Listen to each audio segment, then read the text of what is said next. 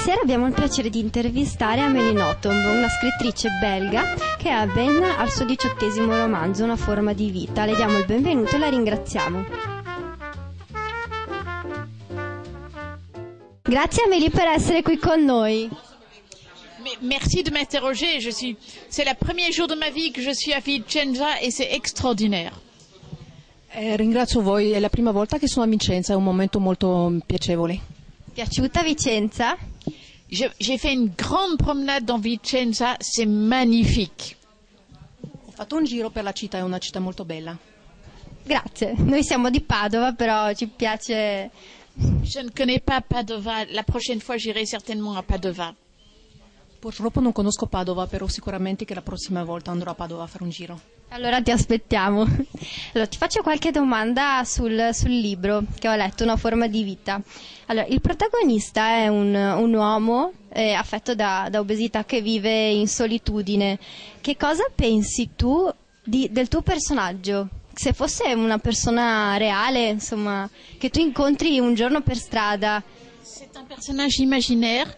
Je l'ai inventé à partir d'un article de journal.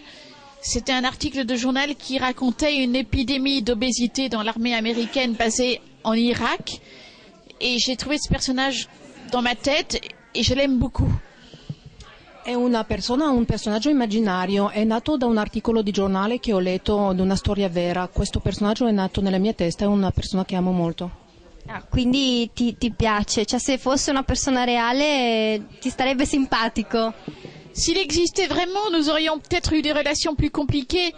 Généralement, les personnages que j'invente, je les aime beaucoup. Se fosse una persona vera, sicuramente che avremmo avuto una relazione un po' complicata e normalmente le persone che invento sono persone che amo molto. Questo personaggio di cui abbiamo parlato dice che il cibo è la droga più potente che esista. Tu condividi questo pensiero? C'est tout à fait vrai. Il y a eu des épisodes de ma vie où j'étais droguée à la nourriture. Il y a des nourritures bien sûr plus graves que d'autres comme le chocolat. Je suis tout à fait capable d'être droguée au chocolat. Questo qua è verissimo, ci sono stati dei momenti nella mia vita dove ho avuto addizione al cibo, per esempio al cioccolato, io posso avere proprio addizione al cioccolato. Ok, nel libro ci sono molte affermazioni contro la guerra pilotata da Bush, dall'America di Bush. Il tuo è un preciso intento di denuncia politica? E se sì, che cosa ti ha spinto a manifestarlo? Ça faisait très longtemps que je voulais écrire contre la guerre d'Irak de George Bush. Je ne savais pas comment aborder ce sujet. Je suis tombée sur cet article américain parlant de l'obésité dans l'armée américaine basée en Irak. C'était pour moi une possibilité d'en parler. Era molto tempo che volevo parlare della guerra e io per caso ho visto questo articolo che parlava dei problemi dell'obesità dei soldati in Iraq e ho preso il pretesto per scrivere proprio su questo problema, sulla guerra. Ok. I personaggi del libro, quindi tu stessa e Melvin Maple, intrattengono un rapporto epistolare tra di loro, quindi a me pare che la scrittura sia centrale, assolutamente centrale in questo romanzo. Quindi la scrittura è una forma di vita. L'écriture est certainement une forme de vie et surtout l'écriture épistolaire qui est une façon de rencontrer l'autre qui est exceptionnelle. J'ai longtemps souffert d'une extrême solitude dans ma vie et pouvoir entretenir des relations épistolaires, ça donne à chaque fois l'impression de commencer une forme de vie. Sì, e io ho vissuto momenti difficili nella mia vita e trovo che il modo di scrivere la correspondance épistolaire, les lettres. Ah oui, j'ai longtemps souffert de solitude dans ma vie.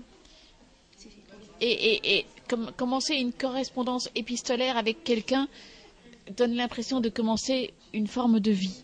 Sì, io ho sofferto molto di solitudine nella mia vita e cominciare una relazione epistolare con una persona è come ricominciare una nuova vita. La scrittura e la vita reale, secondo me, fanno un po' a pugni. Tu cosa ne pensi? Je ne parviens pas à différencier l'une de l'autre. Bien sûr, ce n'est pas la même chose, mais je sais que je ne peux pas continuer à vivre si je ne continue pas à écrire. Et je sais que je ne peux pas continuer à écrire si je ne continue pas à vivre. Il y a vraiment... C'est comme le corps et l'esprit, ça fait partie l'un de l'autre. Io so che non posso distinguerle, io non posso continuare a vivere se non continuo a scrivere e non posso continuare a scrivere se non posso continuare a vivere. Sono proprio due cose che sono legate tra di loro. Secondo me nella scrittura realtà e finzione si intrecciano e quasi si fondono. Tra l'altro la linea tra realtà e finzione è molto sottile anche nella realtà di tutti i giorni. Nella scrittura si assottiglia ancora di più questa linea, secondo te? Si confonde? Mon écriture essaye de reproduire la même frontière que dans la vie. Vous avez tout à fait raison, dans la vie, la réalité et la fiction se mélangent continuellement. La vie est incroyable, quand on voit ce qui se passe dans la vie, c'est vraiment incroyable. J'essaie de faire en sorte que mon écriture ressemble à la vie. Io provo a fare che la mia scrittura si assomiglia alla realtà. È vero che c'è questo discorso? Sì, che assomiglia alla realtà. Dans la vie, la réalité et la fiction se mélangent de façon profonde et j'essaie que ce soit la même chose dans mon écriture. Nella vita, la vita e la realtà si incrociano sempre. Io provo di fare la stessa cosa nelle mie scritture, nei miei libri. Che sia sempre l'incrocio tra la realtà e la fizione. Souvent des gens me disent « Vos livres sont invraisemblables ». Je réponds « Vous avez raison, la vie est invraisemblable ». Sì, spesso la gente mi dice che i miei libri sono verosimili, ma la vita stessa è verosimile. E secondo te nella scrittura ci sono più possibilità di vita? Cioè, per dire, accade una cosa, nella scrittura possiamo immaginare 1000 esiti diversi.